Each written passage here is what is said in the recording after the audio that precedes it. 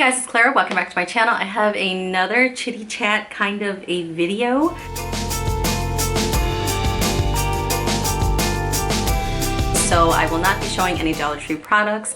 I know most of you are probably subscribed for Dollar Tree kinds of stuff, or toddler teaching kinds of stuff, or organizing. This video might talk about some kind of organizing. It's not a video for everybody. It's the kind of video that I typically would listen to when I'm making dinner or while I'm getting ready in the morning. So if you'd like to let me join you, this one is going to be about Thanksgiving and Christmas, and I will also include the Christmas tree tag. Another confession to you is that because I had been so invested emotionally in Thanksgiving, I didn't want to decorate for Christmas. I'm like, no, I have all these Thanksgiving things out, and my mindset was still in Thanksgiving when, you know, the first week of December came, and then Miss Deb tagged me in this Christmas tree tag, and I was like, oh, okay, so now I really do have to get going. Plus, I hate the idea of putting decorations up for Christmas and then having to take them down a week later because you put them up too late. This year, we're gonna go kind of smaller as far as decorations go. We're in our new house. I've been trying to hold back from buying a lot of decorations just because I know the stuff is all gonna go on sale in about a month. And my husband said the same thing, but I did buy more lights so that we can have some kind of decorations in the front, plus the ones I had were a bit of a fire hazard. I will fully admit to you, when I first put the lights up, I did not check the lights. You know, I made sure that they worked, but I didn't check the actual bulbs. And I started thinking about, you know, maybe I should like look up Christmas lights safety online to see if what I'm doing is okay. One of the things they had recommended was really checking each individual bulb. Even if a bulb looks like it's intact, it actually might be cracked, and it actually, you know, it might be broken. So I did that, and I ended up finding some very unsafe things where there were wires hanging out. I mean, thank God I didn't electrocute myself. But it had been sitting out there on bushes. It could have caused a fire. Thank goodness that it didn't. So I tossed those lights because I was not able to fix them. I was not able to put any replaceable bulbs. I did keep some lights from last year, and the new lights I bought for this year, I decided to invest in some LED ones from Target. You know, they had that big deal where if you buy $50 worth of holiday stuff, you get a $10 gift card, that kind of thing. In addition to buying just a few ornaments from the Dollar Tree, that's all I did for the Christmas tree. Not a ton of lights, very simple tree. It was sold to me for like 10 bucks from a neighbor last year. This is our first time using it. It's crooked and I don't care, but almost all of the decorations are from the Dollar Tree. I have one or two from Target clearance from last year. So question one, real or fake? I do fake trees. I've never ever had a real Christmas tree. I would be worried that I wouldn't be able to keep up with keeping it hydrated, and I'd be worried about fires, etc. But I would love to get the smell of a real Christmas tree. So I might actually do my own wreath that I could put right next to the Christmas tree, so I still smell some of that wonderful pine evergreen smell of winter, but I don't have to worry about it being from the tree. LED color or clear lights, I usually use white lights. Like I said, I had bought LEDs. Star or angel, neither. I don't have a tree topper yet. I know, but I'll buy one when they're all on clearance. Tinsel, nope, too messy for me. The tree by itself is already messy. Even the fake ones, right now I can show you on the carpet, you have those fake little needles that are everywhere. How tall is the tree? 6 feet, maybe? Do I add candy canes? Nah, we eat our candy canes. Do I color coordinate ornaments? This one just happened to be color coordinated because I was so into the gold last year, you know, when I cleaned out the Dollar Tree of the gold ornaments. But I will have a tree next year that's going to be a bunch of stuff. So I also have a mini tree that's from when my husband and I were first going out. That was like our first Christmas together, so I'm always going to keep this tree. And we're going to be putting my daughter's handmade stuff. Right now the color ornaments are kind of decorating other parts of the house. So they're not on the tree, but they still have the hooks and stuffs for next year. My favorite ornament, probably my favorite ornament, is a handmade one for my daughter from preschool. There's nothing fancy pants about it. It's just her handprint. Where in the house is your tree? Ours is in the living room. Is there a train set around it? No, I usually hide the wrapping paper behind it just because I don't want to have it somewhere else in the house. And I have the gifts so far that I had bought that are not wrapped yet underneath it. But I feel like a train set would get demolished under that tree, you know, with all the boxes and stuff. Fake snow or frost? No, it sounds messy. I know, I'm boring. I know, maybe some other time. And when do I take it down? I will confess to you, I am not a person that takes it down at New Year's. I like keeping it there, and maybe it's the Catholic in me, but we celebrate Christmas for a while after New Year's. We still celebrate the season, so I'll probably take it down in mid-January. So that's it for this tag. This is open to everybody and anybody who would like to do this tag. If you haven't already, I'll go ahead and list the questions below, and I will link Deb's original video. So thank you to everybody who commented and sent me personal messages on Facebook, on YouTube, on Instagram about Thanksgiving.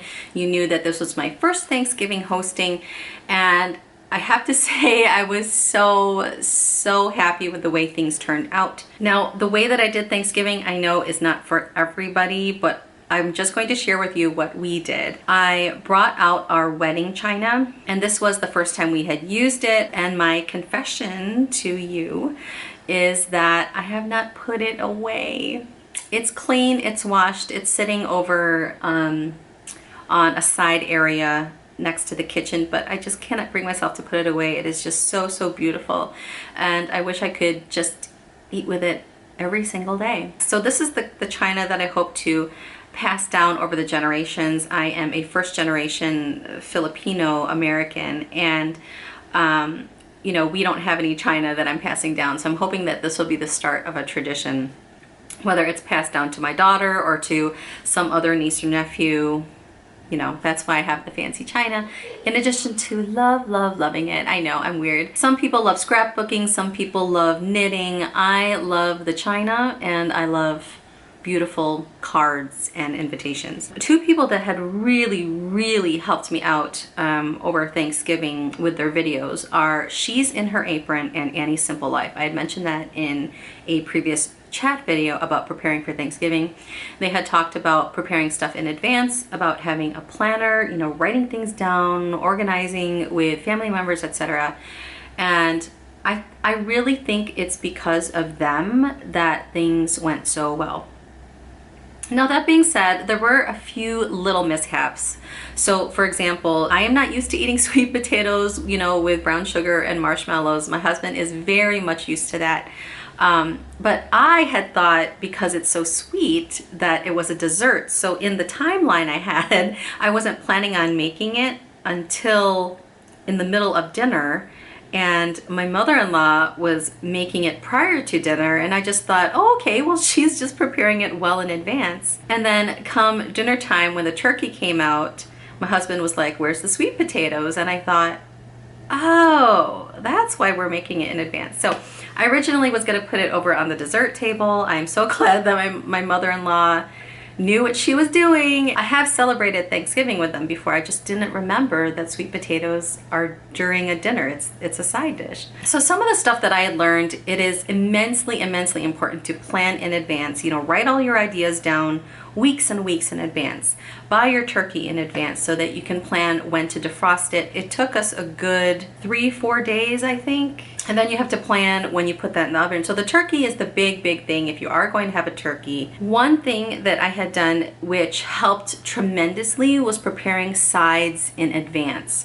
So the 2 or 3 days prior, I did most of the boiling and the chopping. For example, butternut squash soup was our starter, and that sucker is so hard to peel. I had grown up peeling it raw, and I was reading online, I'm like, there's gotta be an easier way, when, duh, of course, you bake it first. If you bake it, the peels come right off. So that's one lesson I had learned. I had also learned in making our own cranberry sauce, which I made 2 days prior, that real cranberries, when you make them, that they pop. Like, not as loud as popcorn, but they make little popping noises when the actual cranberry starts to dissolve at the skin and all those lovely juices are flowing out. It's so good, and it's so much better to make your own. It is ridiculously easy. I cannot believe I've never made cranberry sauce before. Another thing I learned was that I made way too much cranberry sauce. I used 2 packages, I think they were 12 ounces each, and that was way too much. So a little bit of cranberry sauce goes a long way. A little bit of orange rind in the cranberry sauce goes a long way. Also too, if you have people that are willing to bring something, to organize around them. Now, you will have to make a contingency plan for dishes that come unexpected. So even if you make a message and you say, hey, please let me know whatever you're bringing, even if it's the morning of, so that I can plan in advance. One of my relatives had decided to bring their own kind of rice. That could have saved me some time if I had known that, because I specifically made rice for them. So now we had all this extra rice that nobody was eating. My sister had also brought cheesy potatoes because some party was canceled days before, and so it was redundant in having that with the mashed potatoes, blah blah blah. But it was all good. You know, with Thanksgiving, kind of like what I had said for weddings, just expect something to be off, just expect something to go wrong, and those kinds of things are not major at all. Burning the turkey or forgetting to cook the turkey, those are major problems.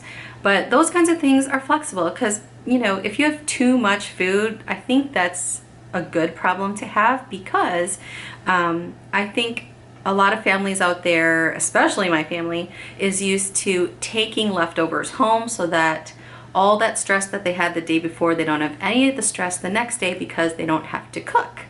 Tons of leftovers. So those kinds of things I had sectioned off for people to take home, which was great because it still gets eaten and it's still appreciated. There are people out there that say you should really be making everything from scratch. If you don't do it that way, it's not special. Whatever. Don't be afraid to buy stuff. The thing that makes Thanksgiving special is to be with family together at a meal, and you don't even necessarily have to be in your house. It's nice, but some people I know, you know, who have gotten physically unable to cook for themselves, they might go out to a restaurant. Some of the stuff I had bought because I didn't want to have that extra stress, maybe in the future when I become a better cook or more experienced baker, then I can make things like pecan pies or pumpkin pies. So